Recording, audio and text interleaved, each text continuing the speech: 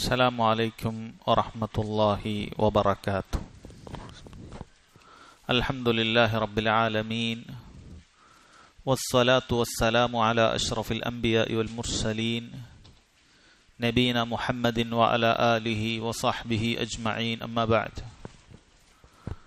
ബഹുമാന്യരായ സഹോദരങ്ങളെ, സഹോദരിമാരെ, പ്രിയപ്പെട്ട വിദ്യാർത്ഥികളെ,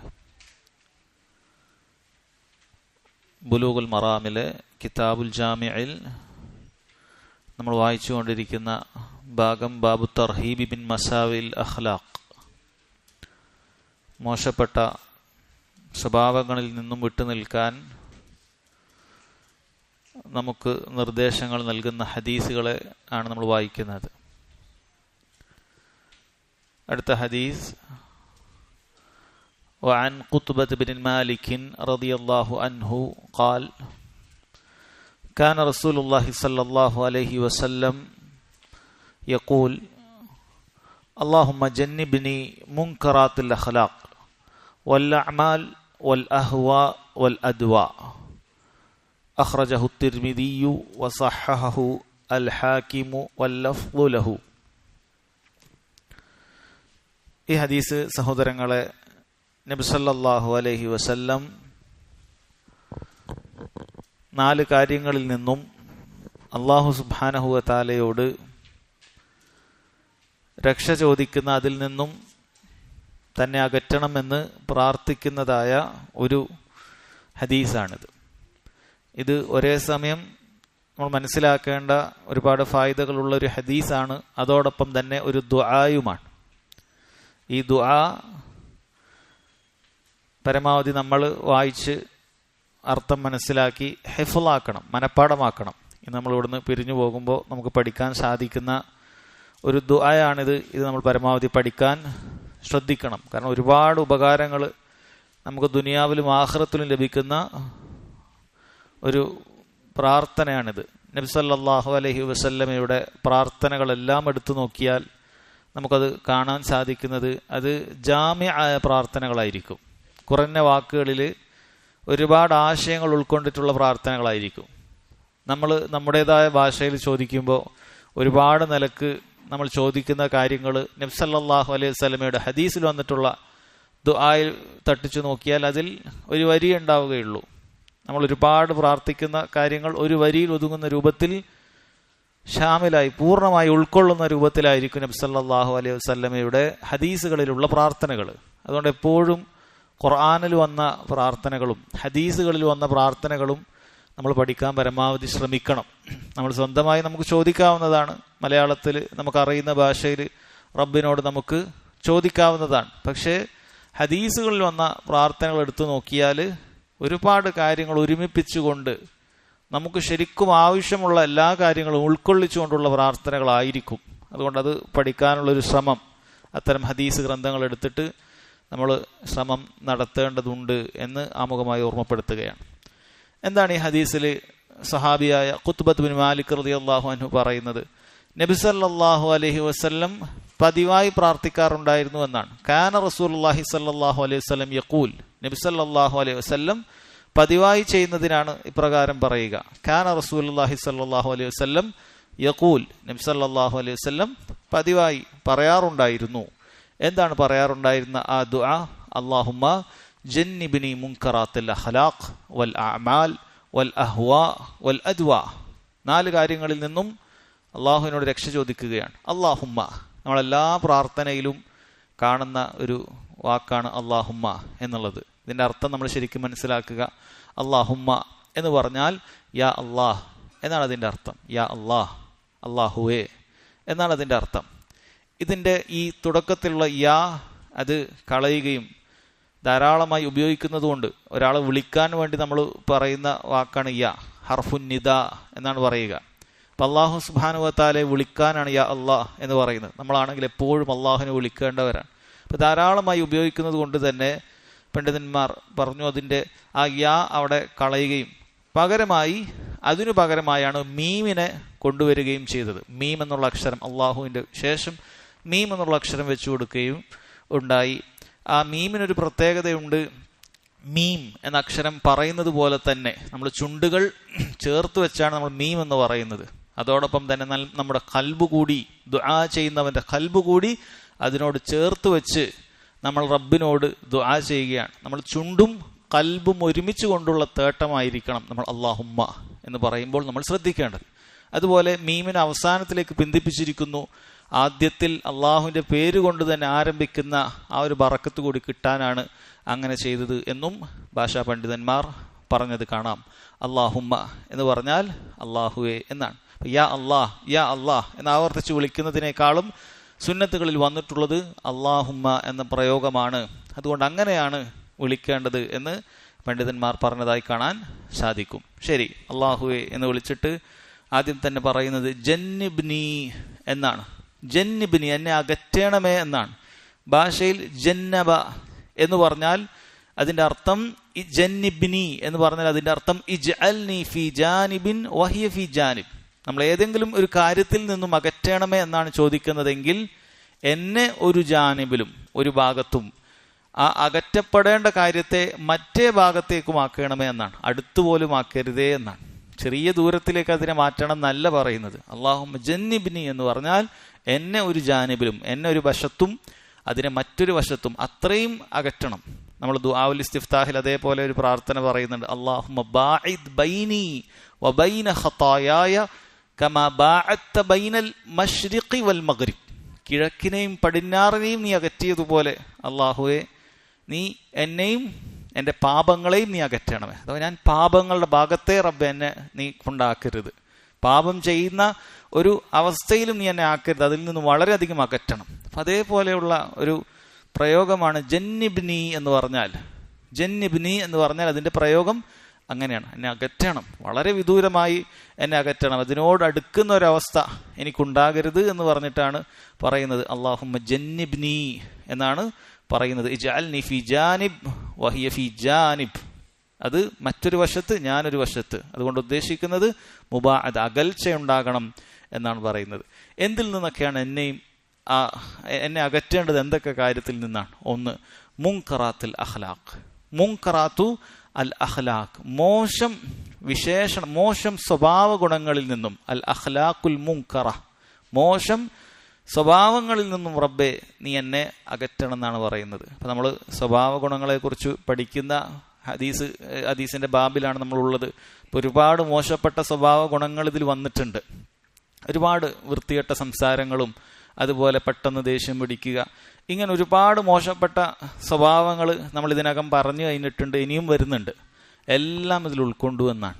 എന്തൊക്കെ മോശം സ്വഭാവങ്ങൾ ഒരു വ്യക്തിക്ക് ഉണ്ടോ അങ്ങനെയുള്ള ഒരു സ്വഭാവങ്ങളും റബ്ബെ നീ എന്നിൽ ബാക്കിയാക്കരുത്, എന്നെ വളരെ അകറ്റണം. അങ്ങനെ മോശപ്പെട്ട ആളുകളെ പരിഹസിക്കുന്ന, ആളുകളെ കൊച്ചാക്കി കാണുന്ന കിബിർ, അഹങ്കാരം, ഇതൊക്കെ മോശപ്പെട്ട സ്വഭാവങ്ങളാണ്. അപ്പം അങ്ങനെയുള്ള എന്തെല്ലാം മോശപ്പെട്ട ഗുണങ്ങളുണ്ടോ റബ്ബെ അതിൽ നിന്നെല്ലാം നീ എന്നെ അകറ്റണം. അല്ലാഹുമ്മ ജന്നിബ്നി മുൻകറാത്തുൽ അഖ്ലാഖ്. ഇത് നമ്മളെപ്പോഴും പ്രാർത്ഥിക്കേണ്ട കാര്യമാണ്. കാരണം നമ്മുടെ സ്വഭാവ ഗുണം നന്നാക്കുക എന്ന് പറയുന്നത് ദീനിൻ്റെ വളരെ പ്രധാനപ്പെട്ട ഒരു കാര്യമാണ്.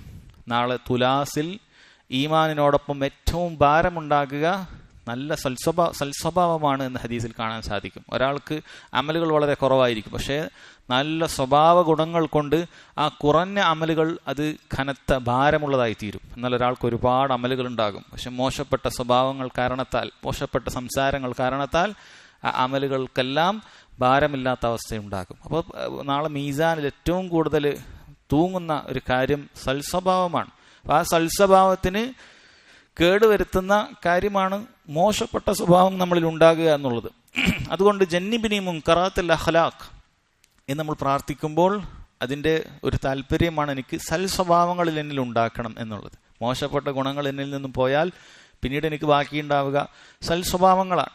അല്ലാഹുമ്മ ജന്നിബ്നി മുൻകറാത്തി അൽ അഖ്ലാഖ്, മോശപ്പെട്ട സ്വഭാവ ഗുണങ്ങളിൽ നിന്ന് റബ്ബെ നീ എന്നെ അകറ്റണം. വൽ അഅമാൽ എന്ന് പറഞ്ഞാൽ മുൻകറാത്തുൽ അഅമാൽ, മോശപ്പെട്ട പ്രവർത്തനങ്ങളും എന്നിലുണ്ടാകാൻ പാടില്ല.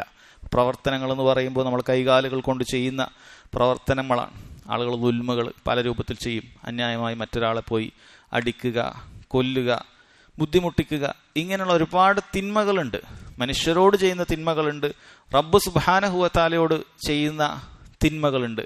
ഈ പറയുന്ന എല്ലാ തിന്മകളിൽ നിന്നും, എല്ലാ അമലുകളിൽ നിന്നും നീ എന്നെ രക്ഷപ്പെടുത്തണം, എന്നെ അകറ്റണം എന്നാണ് പറയുന്നത്. അതുപോലെ വൽ അഹ്വ, ഇവിടെ അമാൽ എന്ന് പറഞ്ഞാൽ അമലിന്റെ ബഹുവചനമാണ്.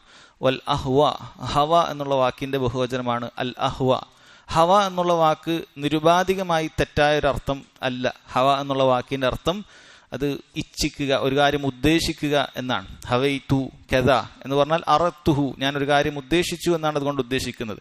ഇവിടെ ഉണ്ടാകരുത് എന്ന് പ്രാർത്ഥിക്കുന്നത് അൽ അഹ്വാ ഉൽ മുദില്ല, നമ്മളെ വഴിപേപ്പിക്കുന്ന ദേഹേച്ഛകളാണ്. വഴിപേപ്പിക്കുന്ന ദേഹേച്ഛകളിൽ നിന്നും എന്നെ അകറ്റണമേ എന്നാണ് നബി സല്ലല്ലാഹു അലൈഹി വസല്ലം നമ്മെ പഠിപ്പിക്കുന്നത്, പ്രാർത്ഥിക്കാൻ പഠിപ്പിക്കുന്നത്. ഒരുപാട് ദേഹേച്ഛകൾ ഉണ്ടാകും. ആ ഇച്ഛകളെ നമ്മൾ പിൻപറ്റി കഴിഞ്ഞാൽ നമ്മൾ വഴിപേച്ചു പോകും. അങ്ങനെയുള്ള ദേഹേച്ഛകളിൽ നിന്ന് എന്നെ അകറ്റണമേ എന്നാണ് നമ്മൾ പ്രാർത്ഥിക്കുന്നത്. ഇതും നമ്മൾ ഏറെ ആവശ്യം ഉള്ള കാര്യമാണ്. സിറാത്തുൽ മുസ്തഖീമിൽ നിന്നും, ശരിയായ വഴിയിൽ നിന്നും തെറ്റിപ്പോകുന്നത് ഇത്തരം ദേഹേച്ഛകളെ പിൻപറ്റുമ്പോഴാണ് എന്ന് നമ്മൾ മനസ്സിലാക്കുക. വൽ അദ്വ, അതുപോലെ തന്നെ മുൻകറാത്തുൽ അദ്വ, മോശപ്പെട്ട രോഗങ്ങൾ എന്നാണ് പറയുന്നത്. രോഗങ്ങൾ സാധാരണ എല്ലാവർക്കും ബാധിക്കുന്ന പല രോഗങ്ങളും ഉണ്ടാകും. അത് അല്ല, വളരെ അപൂർവമായി ബാധിക്കുന്ന, എന്നാൽ ബാധിച്ചാൽ തന്നെ വലിയ പ്രയാസങ്ങൾ ഉണ്ടാക്കുന്ന രോഗങ്ങളുണ്ട്. അതിനെക്കുറിച്ചാണ് പ്രത്യേകം തേടുന്നത്. അപ്പം ഇത് നമ്മൾ പ്രാർത്ഥിക്കുന്ന സമയത്ത് സമൂഹത്തിൽ വളരെയധികം പ്രചരിക്കുന്ന വളരെ മാരകമായ എല്ലാ രോഗങ്ങളും നമുക്ക് മനസ്സിൽ കൊണ്ടുവരാം. അങ്ങനെയുള്ള ഒരു രോഗവും നമ്മൾ പ്രത്യേകം പേരെടുത്ത് പറഞ്ഞിട്ടില്ലെങ്കിലും നമുക്ക് എല്ലാ കാര്യങ്ങളും അതിൽ ഉദ്ദേശിക്കാം.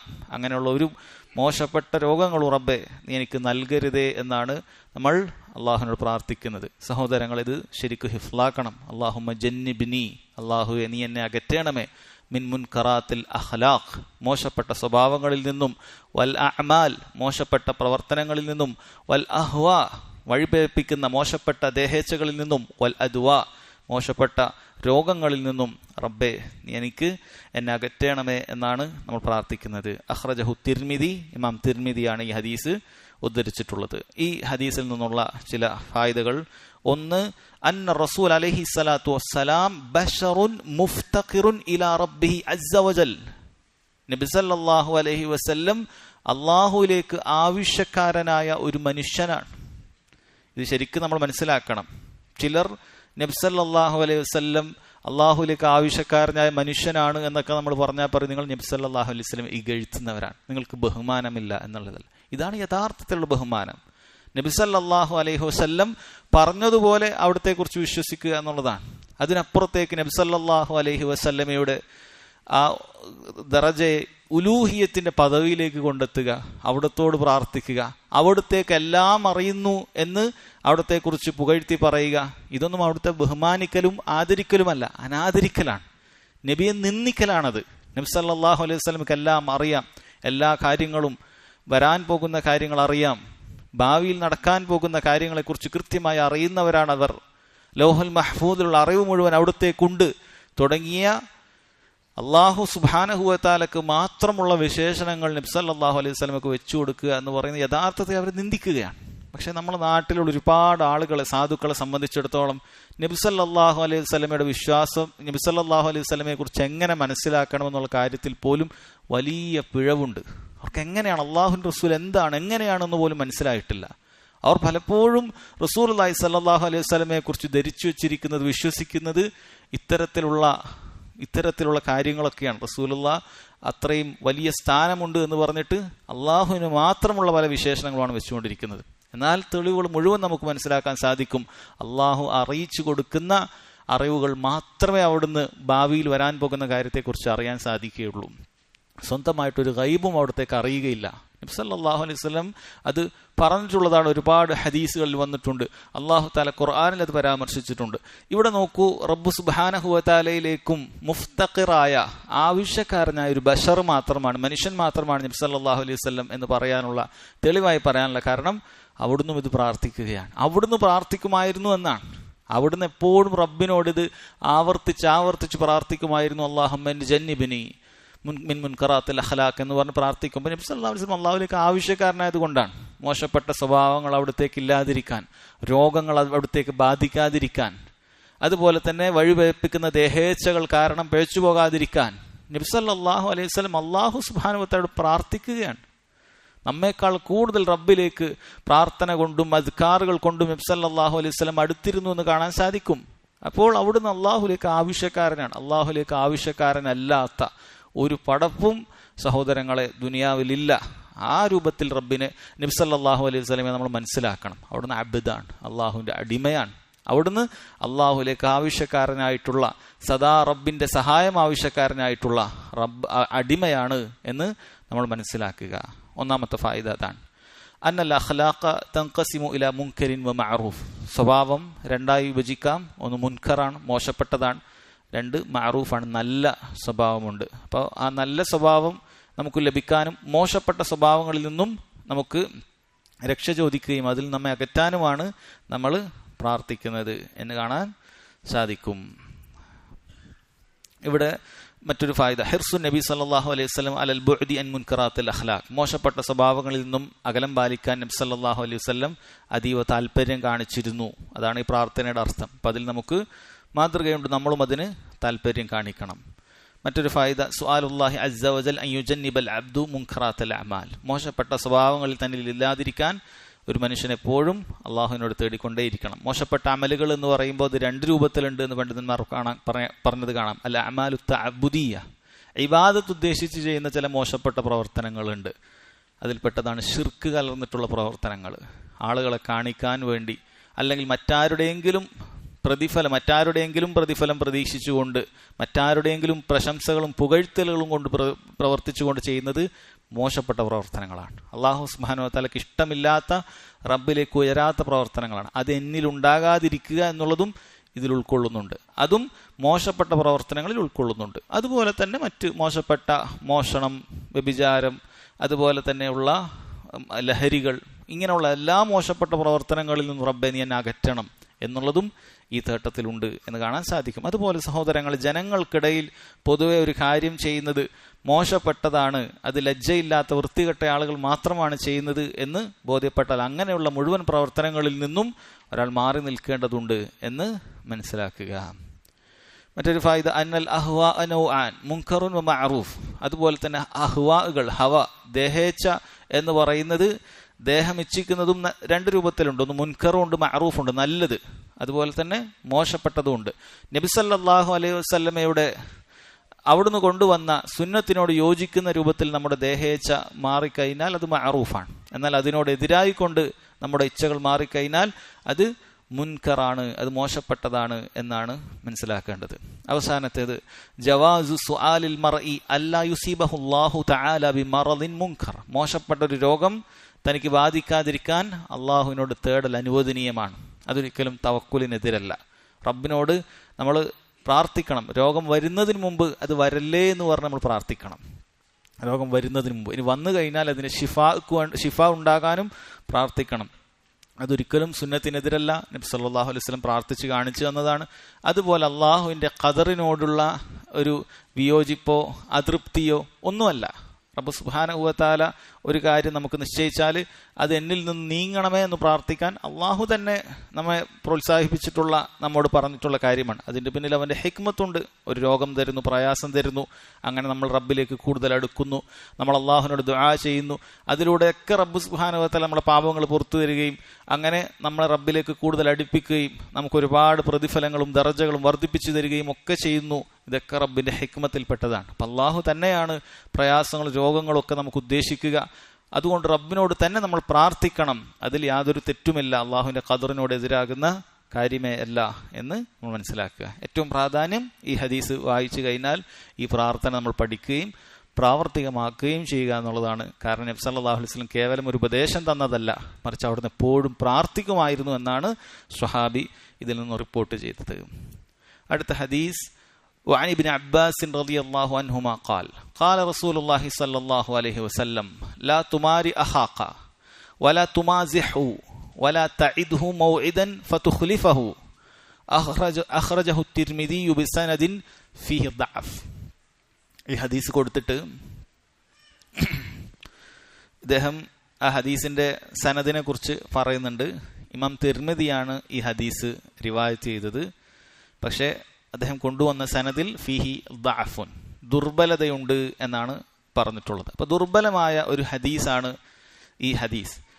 അപ്പോൾ എന്തുകൊണ്ടാണ് അദ്ദേഹം ദുർബലമായ ഒരു ഹദീസ് ഇവിടെ കൊടുത്തിട്ടുള്ളത്? പണ്ഡിതന്മാർ ദുർബലമായ ഹദീസുകൾ ചില സമയത്ത് ഉദ്ധരിക്കാറുണ്ട്, പക്ഷെ അതിന് ചില നിബന്ധനകൾ വെക്കും. അത് വളരെ കടുത്ത ദുർബലതയുള്ള ഹദീസുകളായിരിക്കുകയില്ല. അതുപോലെ തന്നെ ഇതിൽ നിന്നും ഈ ഹദീസിലുണ്ടാകുന്ന ഒരു വിഷയം പുതിയതായ ഒരു ഇബാദത്തിനെ കുറിച്ചായിരിക്കുകയുമില്ല.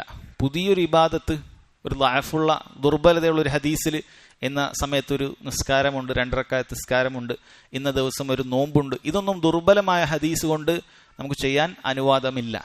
മറിച്ച് ശരീഅത്തിൽ നേരത്തെയുള്ള ചില നിയമങ്ങൾ, ചില കാര്യങ്ങളിൽ നിന്ന് വിട്ടു നിൽക്കാൻ അല്ലെങ്കിൽ ചില കാര്യങ്ങൾ ചെയ്യാൻ നേരത്തെയുള്ള സ്ഥിരപ്പെട്ട ഹദീസുകൾക്ക് ബലം നൽകുന്ന, അതിന് പ്രോത്സാഹനം നൽകുന്ന കാര്യങ്ങളാണ് എങ്കിൽ ചില പണ്ഡിതന്മാർ ഇത്തരത്തിലുള്ള നേരിയ ദുർബലതയുള്ള ഹദീസുകൾ അവർ പരിഗണിക്കാറുണ്ട്. അതുകൊണ്ട് തന്നെ അവർ ഈ ഹദീസിന്റെ ഉള്ളിലുള്ള ഈ കാര്യം നമ്മൾ എടുത്തു നോക്കിയാൽ നമുക്ക് ദീനിന്റെ പൊതു താല്പര്യത്തിനോട് യോജിക്കുന്ന കാര്യങ്ങൾ മാത്രമായിരിക്കും.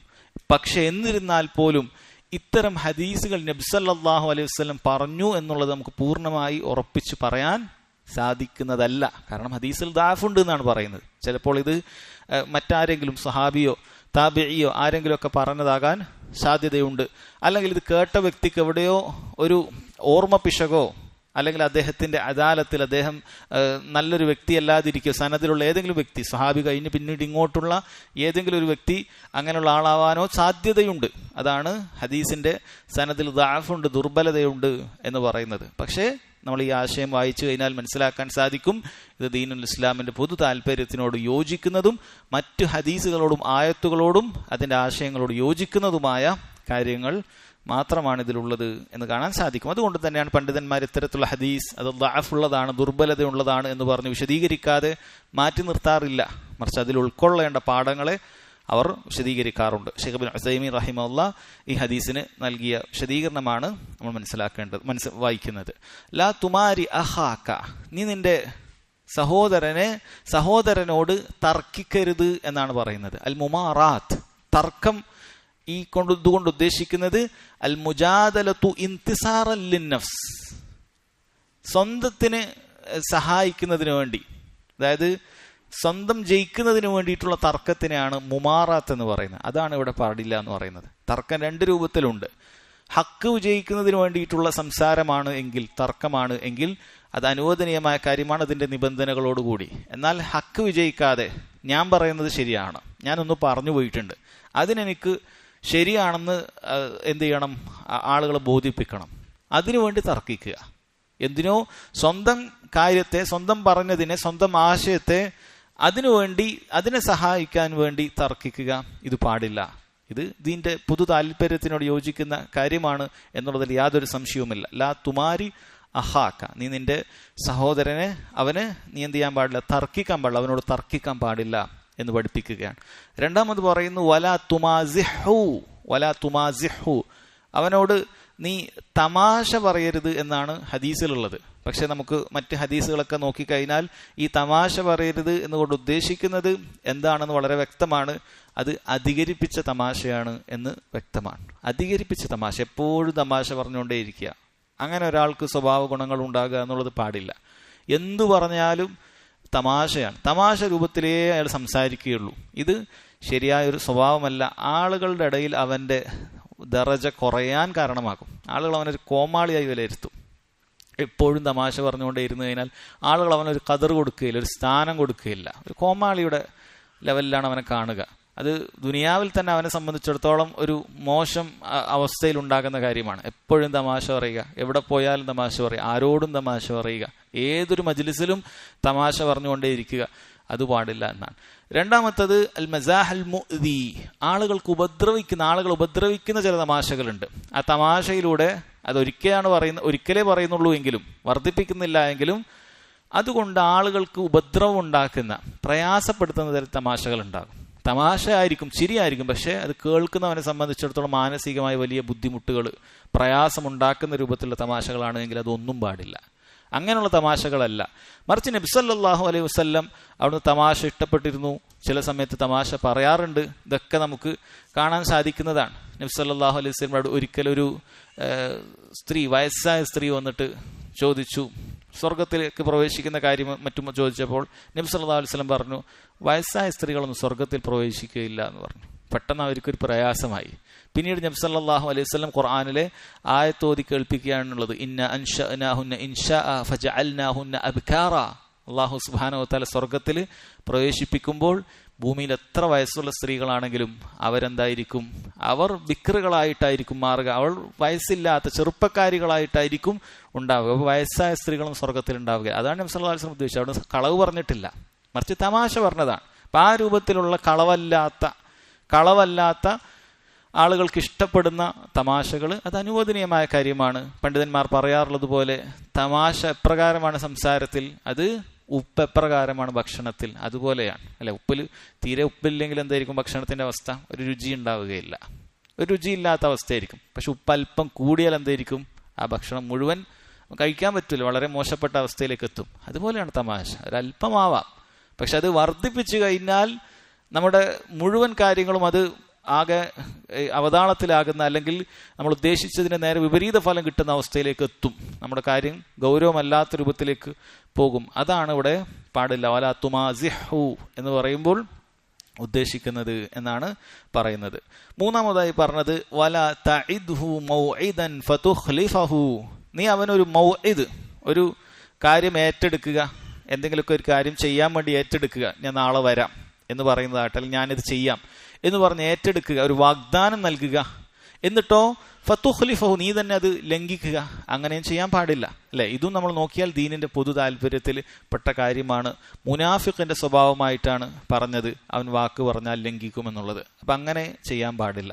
നിനക്ക് പാലിക്കാൻ പറ്റുന്ന വാഗ്ദാനങ്ങൾ മാത്രം നീ നൽകിയാൽ മതി. വാഗ്ദാനങ്ങൾ നൽകിയിട്ട് പിന്നീട് അത് ലംഘിക്കുക എന്നുള്ളത് വളരെ ഗൗരവമുള്ള തെറ്റാണ് എന്ന് നമ്മൾ മനസ്സിലാക്കുക. ഇതാണ് ഈ ഹദീസിൽ സഹോദരങ്ങളെ ഉള്ളത്. ഇത് മൂന്ന് കാര്യങ്ങളും അന്യായമായി ഹക്കിന് വേണ്ടിയല്ലാതെ തർക്കിക്കുന്നത് അത് പാടില്ലാത്ത കാര്യമാണ്.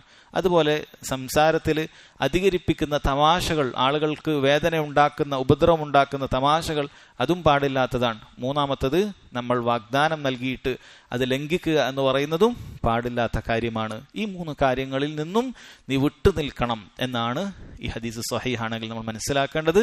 ഇനി സ്വഹീഹ് അല്ലെങ്കിൽ തന്നെ ഇത് ദീനിന്റെ പൊതു താല്പര്യത്തിനോട് യോജിക്കുന്ന ഗുണങ്ങളാണ്, നമ്മളിൽ ഉണ്ടാകാൻ പാടില്ലാത്ത വിശേഷണങ്ങളാണ് എന്ന് മനസ്സിലാക്കുക. അടുത്ത ഹദീസ് وعن أبي سعيد الخدري رضي الله عنه قال قال رسول الله صلى الله عليه وسلم خصلتان لا يجتمعان في مؤمن البخل وسوء الخلق أخرجه الترمذي وفي سنده ضعف. ഈ ഹദീസും ഇമാം തിർമിദി ഉദ്ധരിച്ചതാണ്. അതിന്റെ സനദിൽ ദുർബലതയുണ്ട് എന്ന് തന്നെയാണ് പറയുന്നത്. അപ്പോൾ ഈ ഹദീസിൽ എന്താണ് സഹോദരങ്ങളെ പറഞ്ഞിട്ടുള്ളത്? ഖസ്ലത്താൻ, രണ്ട് ഗുണങ്ങൾ എന്നാണ് പറയുന്നത്. രണ്ട് സ്വഭാവ ഗുണങ്ങളാണ്. അത് ഉണ്ടാകുകയില്ല. ലാ ഇജ്തമിആൻ, അത് ഒരുമിക്കുകയില്ല. ഫി മുഅ്മിൻ, ഒരു മുഅ്മിനിൽ ഈ രണ്ട് ഗുണങ്ങൾ ഒരുമിക്കുകയില്ല. എന്തൊക്കെയാണ് ആ രണ്ട് ഗുണങ്ങൾ?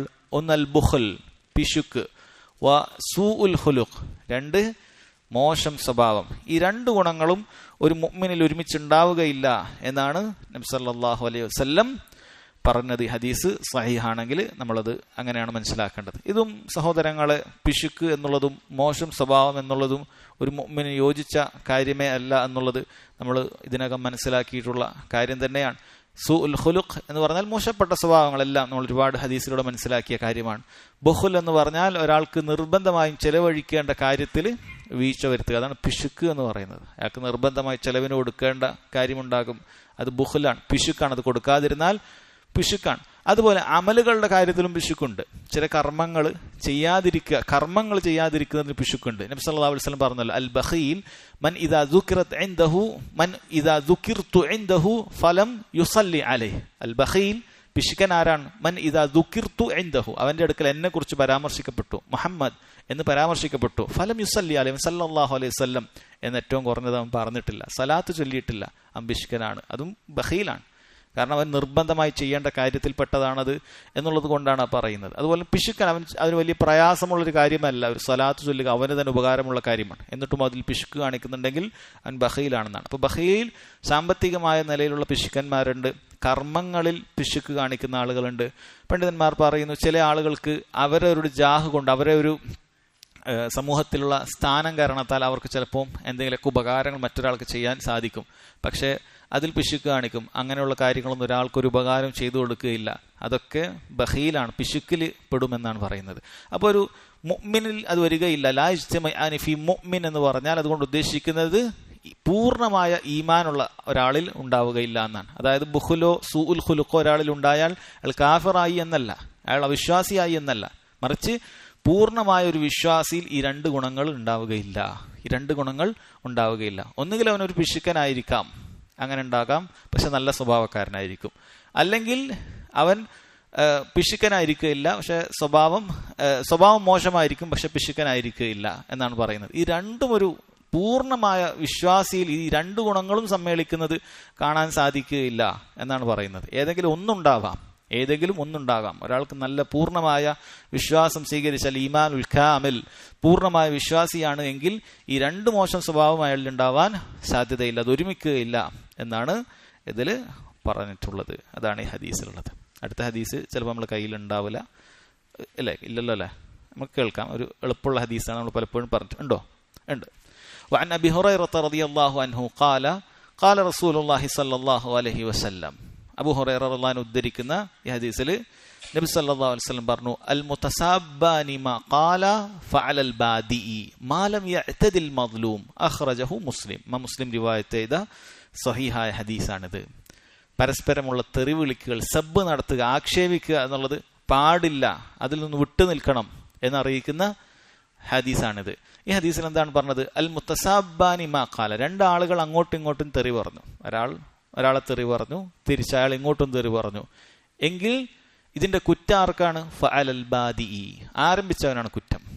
മാലം യഅ്തദിൽ മദ്ലൂം, പക്ഷെ നിബന്ധന പറഞ്ഞു, ആ ആദ്യം ചീത്ത വിളി കേട്ട വ്യക്തി, ആദ്യം ആക്രമിക്കപ്പെട്ട മദ്ലൂം, അവനാണ് ആദ്യം ചീത്ത വിളി കേട്ടത്, അവൻ വിളിച്ചിട്ടില്ല, അവൻ പരിധി വിടാത്തിടത്തോളം കാര്യം. പണ്ഡിതന്മാർ ഉദാഹരണം പറയാണ്. ഒരാൾ പറഞ്ഞു നീ ഫാസിഖാണ്, അൻത ഫാസിഖ്, നീ ഫാസിഖാണെന്ന് പറഞ്ഞു.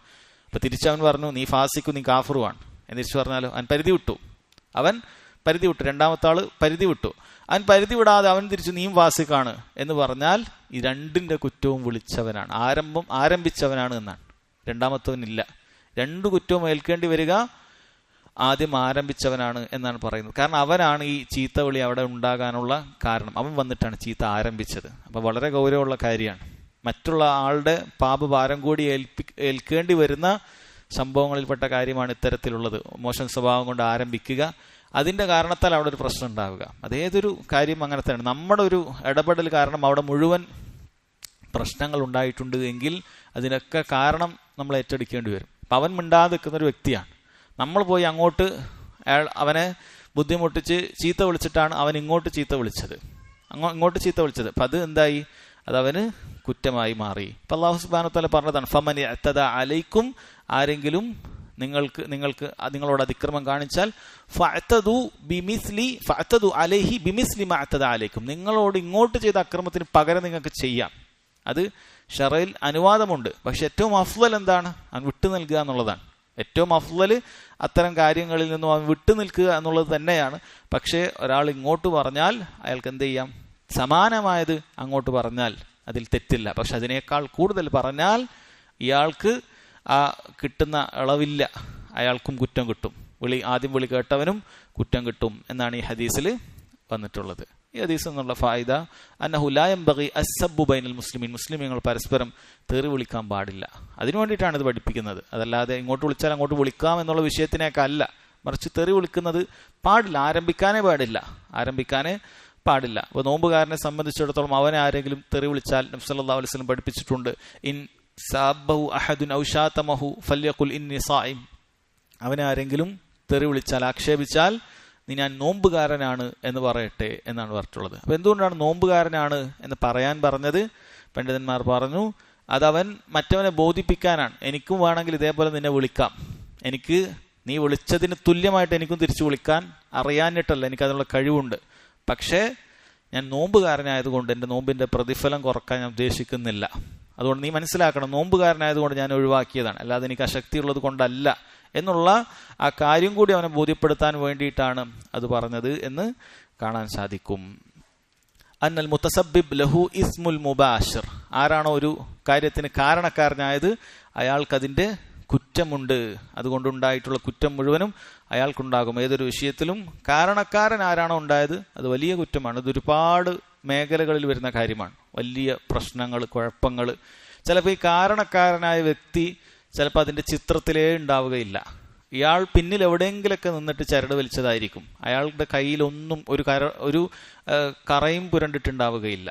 അയാളെ ചോദിച്ചാൽ ചിലപ്പോൾ ഒരു കോടതിക്ക് മുന്നിലും അയാളെ ഹാജരാക്കിയാൽ അയാൾക്കതിലൊരു തെളിവും കൊണ്ടുവരാൻ സാധിക്കുകയില്ല. പക്ഷെ ഇതിൻ്റെ മുഴുവൻ കാര്യങ്ങളുടെ പിന്നിലും ഈ വ്യക്തിയാണ് എങ്കിൽ ശരീഅത്തിന്റെ നിയമപ്രകാരം അയാൾക്കതിൻ്റെ ശിക്ഷയുണ്ട് എന്നാണ്. അള്ളാഹുവിൻ്റെ കോടതിയിൽ അള്ളാഹു സുബ്ഹാനഹു വ തആല ഇവനെ ഈ തെറ്റുകൾ ചെയ്തവനായിട്ടാണ് പരിഗണിക്കുക. കാരണം ഇവൻ കാരണമാണ് ഇത് മുഴുവൻ ഉണ്ടായിട്ടുള്ളത്, ഇവനാണ് ഇതിൻ്റെ മുഴുവൻ കാരണക്കാരനായിട്ടുള്ളത്. അതുകൊണ്ട് നമ്മളെപ്പോഴും നമ്മുടെ വാക്കും പ്രവൃത്തിയൊക്കെ ശ്രദ്ധിക്കണം. അത് ചിലപ്പോൾ നമ്മുടെ ഒരു വാക്കുകൊണ്ട്, നമ്മുടെ ഒരു പ്രവൃത്തി കൊണ്ട് വലിയൊരു കുഴപ്പമോ പ്രശ്നങ്ങളോ ഒക്കെ ഉണ്ടായാൽ പിന്നീട് എല്ലാത്തിൻ്റെയും കുറ്റം നമ്മളായിരിക്കും അതിൻ്റെ കാരണക്കാരൻ എന്നുള്ള നിലക്ക് നമ്മൾ ഏൽക്കേണ്ടി വരും. അത് പ്രത്യേകം ശ്രദ്ധിക്കണം എന്നാണ് മനസ്സിലാക്കേണ്ടത്. ഒരു ഹദീസ് കൂടി നമുക്ക് വായിച്ച് അവസാനിപ്പിക്കാം. وعن أبي سرمة رضي الله عنه قال قال رسول الله صلى الله عليه وسلم من ضار مسلما ضاره الله ومن شاق مسلما شق الله عليه أخرجه أبو داود والترمذي وحسنه. അബൂ സിർമ റളിയല്ലാഹു അൻഹു പറയാണ്, നബി സല്ലല്ലാഹു അലൈഹി വസല്ലം പറഞ്ഞു, മൻ ളാറ മുസ്ലിമൻ, ആരെങ്കിലും ഒരു മുസ്ലിമിന് ളറർ ഉണ്ടാക്കിയാൽ, ഉപദ്രവം ഉണ്ടാക്കിയാൽ, ളാറഹുല്ലാഹ്, അല്ലാഹു അവന് ഉപദ്രവം ഏൽപ്പിക്കും.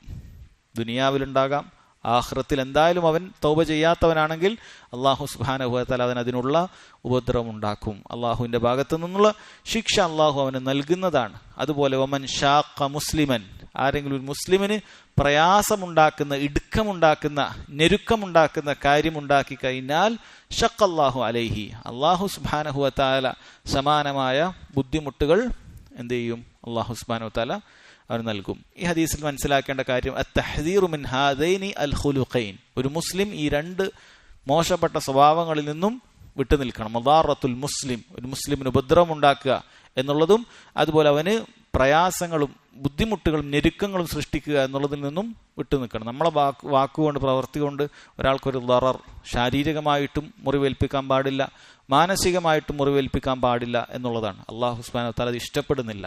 അള്ളാഹുൽ വിശ്വസിക്കുന്ന ഒരു മുസ്ലിമിനെ മറ്റൊരു മുസ്ലിം ഉപദ്രവിക്കുന്നത് അള്ളാഹു ഇഷ്ടപ്പെടുന്നില്ല. അള്ളാഹു അതിന് പകരമായിട്ട് ശിക്ഷിക്കുമെന്നാണ് ഇതിൽ നിന്നും മനസ്സിലാക്കേണ്ടത്. കാരണം അള്ളാഹു മുസ്ലിമിന്റെ അഭിമാനത്തിനും രക്തത്തിനും ഒക്കെ പവിത്രത നൽകിയിട്ടുണ്ട്. അവന്റെ അഭിമാനത്തിനും രക്തത്തിനും അള്ളാഹു സുബ്ഹാനഹു വ തആല വളരെ വലിയ പവിത്രതയാണ് നൽകിയിട്ടുള്ളത്. ഹജ്ജത്തുൽ വദാഇൽ നബി സല്ലല്ലാഹു അലൈഹി വസല്ലം സഹാബികളെ പഠിപ്പിച്ചിട്ടുള്ള കാര്യമാണ്. ഈ നാട്, ഈ മക്ക, അതുപോലെ ഈ ദിവസം, ഈ മാസം ഹജ്ജിന്റെ മാസത്തിലാണുള്ളത്, അറഫ ദിവസത്തിലാണ്, ഇതെല്ലാം പവിത്രമായതാണ്. ഇതുപോലെ പവിത്രമാണ് മുസ്ലിമിന്റെ രക്തവും സമ്പത്തും അഭിമാനവും എന്നുള്ളത് നബി സല്ലല്ലാഹു അലൈഹി വസല്ലം പഠിപ്പിച്ചിട്ട് നിസ്സാരമായ കാര്യമല്ല. കാരണം അല്ലാഹു തആല അവനിൽ വിശ്വസിച്ച ഒരു മുവഹിദിന്, ഒരു മുസ്ലിമിനെ വലിയ വിലയാണ് നൽകുന്നത്. നമുക്കുള്ളത് പോലെയല്ല. അള്ളാഹു താല അവനിൽ വിശ്വസിച്ചിരിക്കുന്ന ഒരു മുസ്ലിമിന് വലിയ വില നൽകിയിട്ടുണ്ട്. അതുകൊണ്ട് അള്ളാഹു ആ മുസ്ലിമീങ്ങൾക്ക് വേണ്ടിയിട്ട് റബ്ബു സുബ്ഹാനഹു വ തആല അവരുടെ എർലിന്, അഭിമാനത്തിന് പോലും ഒരു ദോഷമുണ്ടാകുന്ന അവന് ഇഷ്ടപ്പെടുന്നില്ല. അതുകൊണ്ടാണ് ഒരുപാട് കാര്യങ്ങൾ ദീനിൽ ആ നിലക്ക് അള്ളാഹു താല ഹറാമാക്കിയത്. ഗീബത്ത് എന്തിനു വേണ്ടിയിട്ടാണ്? കാരണം മുസ്ലിമിന്റെ അഭിമാനത്തിന് ക്ഷതമുണ്ടാവുകയാണ്. അവന്റെ അഭിമാനത്തിന് മാനസികമായ ബുദ്ധിമുട്ടുകൾ ഉണ്ടാകാം. അതിനൊക്കെ അല്ലാഹു സുബ്ഹാനഹു വ തആല എന്ത് ചെയ്യുന്നുണ്ട്?